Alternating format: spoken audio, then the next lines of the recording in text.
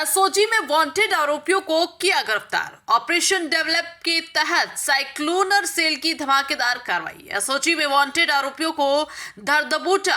विकास कुमार, महानिरीक्षक police, Jodhpur range ने बताया कि कुख्यात वांछित 25,000 का इनामी अपराधी दीपक बिश्नोई पुत्र बाबूलाल, जाति बिश्नोई, निवासी विष्णुनगर पुलिस थाना लूणी, जोधपुर एवं एसओजी में ही वांछित आरोपी मनोहर पुत्र पूनाराम बिश्नोई, निवासी चंपा की ढाणी, ग्राम डूंगरपुर, थाना रोहट, जिला पाली को धर दबोच कर तूफानी कार्रवाई को अंजाम देने में सफलता हासिल की है।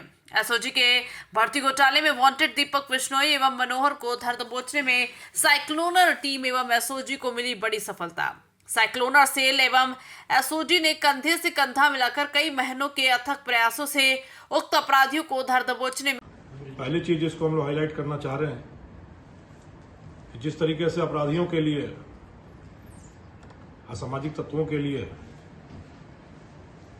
क्षेत्राधिकार की सीमा नहीं होती, तो जब अपराधियों पर टूट पड़ने की बात आती है, उनको नेस्तनाबूद करने की बात आती है, तब हम पुलिस भी क्षेत्र की सीमा में नहीं रहते।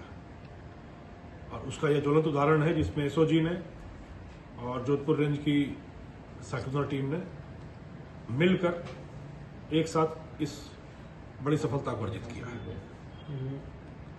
दूसरा संदेश जो मैं देना चाहता हूं कि यह सबक है उन लोगों के लिए जो शॉर्टकट के माध्यम से, बाईपास के माध्यम से, गलत तरीके से जीवन में वह सब कुछ हासिल करना चाहते हैं जिसकी उनको चाहत है, और क्षमता नहीं है, ना परिश्रम करते हैं। और जिसकी क्षमता है, जिसका परिश्रम है, उसका हक गलत तरीके से मारकर अपने खाते में खुशहाली, समृद्धि, उन्नति हासिल करना चाहते हैं। तो यह रास्ता कहीं नहीं ले जाता, इसका मुकाम सिर्फ जेल होता है। यह संदेश भी उन लोगों के लिए है। जो आज 2 बड़ी गिरफ्तारियां की गई हैं, इसके लिए ऑपरेशन डैम्प लैंप चलाया गया था, DAMP LAMP। डैम्प का मतलब होता है कोई चीज जो सीली हुई हो, जिसमें सीलन हो। सीलन यानी कोई लीकेज हो जिससे सीलन होती है, और उससे एक लैंप जल रहा हो, यानी दीपक जल रहा हो। तो ये जो लीकेज है, ये पेपर लीकेज के बारे में है, और जो इससे लैंप जल रहा है उस मुख्य आरोपी का नाम दीपक है, दीपक बिश्नोई। 2 आरोपी पकड़े गए हैं, दीपक बिश्नोई पुत्र बाबूलाल जो लूणी थाना क्षेत्र का रहने वाला है, और दूसरा मनोहर पुत्र पूनाराम जो रोहट, पाली के रोहट का रहने वाला है। जैसा मैंने पहले बताया, एसओजी और जोधपुर रेंज की साइक्लोनर टीम दोनों बिल्कुल मिलकर कंधे से कंधा मिला के काम कर रहे हैं, और जो भी युवा पीढ़ी के भविष्य के साथ खेलना चाह रहा है, उसके हौसलों को पस्त करने के लिए, उसको इरादों को नेस्तनाबूद करने के लिए एसओजी और हम मिलकर साथ काम कर रहे हैं। पिछले कई दिनों से एसओजी की टीम भी यहां थी, और हम दोनों एक साथ मिलकर काम कर रहे थे ऑपरेशन डैम्प लैंप पे। किस तरीके से, अब मैं आपको 2 चीजें जो बताऊंगा, गिरफ्तारी कैसे हुई और इनका पास्ट, इनकी पृष्ठभूमि कैसे क्या रही है, उस पर चर्चा करेंगे। दीपक पे 25,000 रुपए का इनाम एसओजी की तरफ से घोषित था। 2 प्रकरणों में वांछित है वो, अभी फिलहाल के 2 प्रकरणों में वांछित है एसओजी के। एक प्रकरण है जो AN भर्ती घोटाले से संबंधित है, और दूसरा प्रकरण है जो वन रक्षक भर्ती घोटाले से संबंधित है। किस तरीके से पकड़े गए, यह दोनों आरोपी तकनीक के सहारे चले, और इनको लगा कि तकनीक ही नैया पार करा देता है। इन्होंने इस पूरे घोटाले में भी तकनीक का अहम इस्तेमाल किया, और बचने के समय भी तकनीक से ही बचने की कोशिश कर रहे थे कि यदि हम अपने तकनीकी उपकरण बंद कर लेंगे, उसका इस्तेमाल नहीं करेंगे, तो पुलिस की रडार से गायब हो जाएंगे, यह मानकर ये चल रहे थे। पर एसओजी और साइक्लोनर टीम दोनों ही लगातार इस पर काम करती रही। मानवीय आसूचना यह थी कि यह रिश्तेदारों के यहाँ छुप रहे हैं, ज्यादा दूर नहीं जा रहे हैं, रिश्तेदारों के यहाँ छुप रहे हैं, और एक जगह ज्यादा लंबे समय तक नहीं रहते हैं। इस सूचना पर काम करना हम लोगों ने शुरू किया। मनोहर की लोकेशन करीब करीब पता चल गई कि वो अपनी बुआ के घर में फिलहाल आया हुआ है, पर दीपक की लोकेशन जल्दी नहीं मिल रही थी क्योंकि ये ज़्यादा चालाक था।